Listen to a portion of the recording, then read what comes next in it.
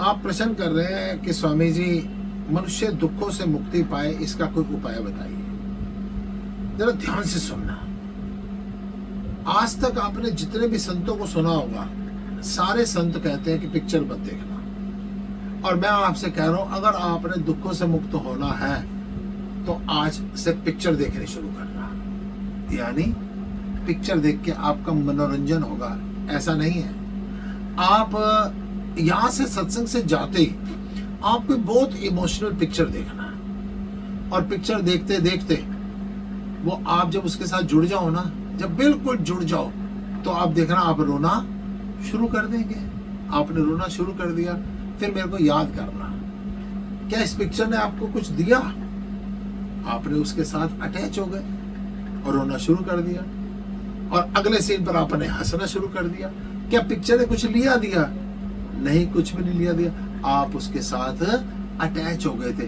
ठीक ऐसे ही, अरे देखिए, आपके परिवार में जरूर किसी ना किसी का देहांत हुआ होगा, आप बड़ा रोए पीटे होंगे, बड़ा चीखे चिल्लाए होंगे, आपको कभी ना कभी कोई नुकसान भी हो गया होगा है? और आप उस समय भी बड़े बेचैन हुए, बड़े बीमार हो गए, ऐसे लग रहा था मर ही जाऊंगा। किसी ने आपका पैसा मार लिया, किसी ने आपकी कोई धन संपत्ति मार लिया, पागलों की तरह घूम रहे थे, वो भी याद करो। कहीं पर आपको आपकी कल्पना के अनुसार आपको मान सम्मान नहीं मिला, आप बड़े परेशान हुए होंगे। लेकिन इस समय मेरे को बताओ, वो जो आपके पिता की, माता की, परिजन की किसी का ध्यान तो इसमें आपको याद है? नहीं याद। आपको वो जो लॉसेस हुए वो याद है? नहीं याद। आपने इतनी खुशियां मनाई, आपके बेटे की शादी हुई, आपका जन्मदिन मनाया गया, आपने नई इंडस्ट्री लगाई, आपने बड़ी खुशियां मनाई, क्या इस समय आपको पास कोई खुशी है? नहीं है। आपका ध्यान सिर्फ सत्संग के अंदर है।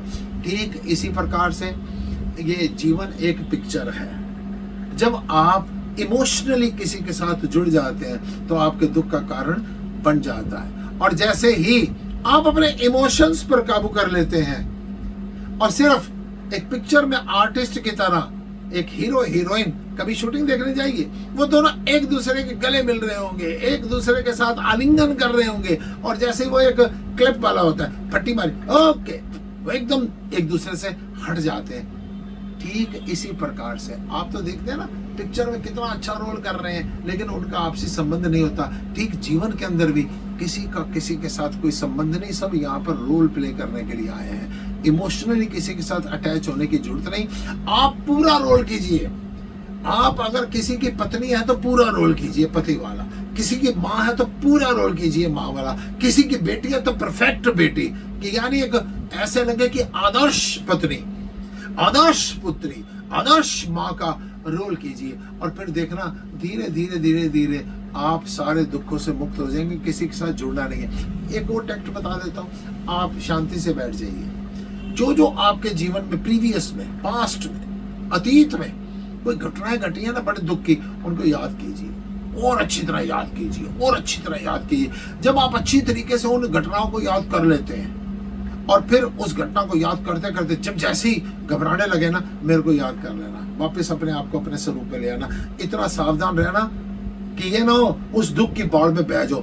फिर थोड़ी देर आप अपने जीवन की आई बड़ी सुख की घटनाओं को याद करो कि आप एंजॉय कर रहे हैं, नाच रहे हैं, आपकी शादी हुई, बेटे की शादी हुई, इंडस्ट्री, आप खुश हो रहे हैं। लेकिन जब पूरी खुशी में बह मत जाना है, वापस मेरे को याद कर लेना, सत्संग को याद कर लेना, वापस आ जाना, आप सहज अवस्था में रहना। ठीक ऐसे ही दुर्घटनाएं आ रही हैं, सुखद घटनाएं आ रही हैं, सुख आ रहे हैं, दुख आ रहे हैं, सब पिक्चर की तरह निकल रहे हैं। आप उनके साथ जुड़ जाते हैं, तब दुख आपको प्राप्त होते हैं, तब सुख प्राप्त होते हैं। जब सुख लेने की कामना नहीं होगी ना, तो दुख भी नहीं आएंगे। किसी के साथ भी जुड़िए मत, सिर्फ अपनी आत्मा के साथ जुड़े रहिए, अपने विवेक के साथ जुड़े रहिए। सबके साथ कर्जे उतारने ना, देख लिया दुनिया का सारा नजारा, ना हम है किसी के, ना कोई हमारा। उस परम पिता परमेश्वर रूपी आत्मा से हमेशा जुड़े रहिए, दुखों से मुक्ति मिल जाएगी।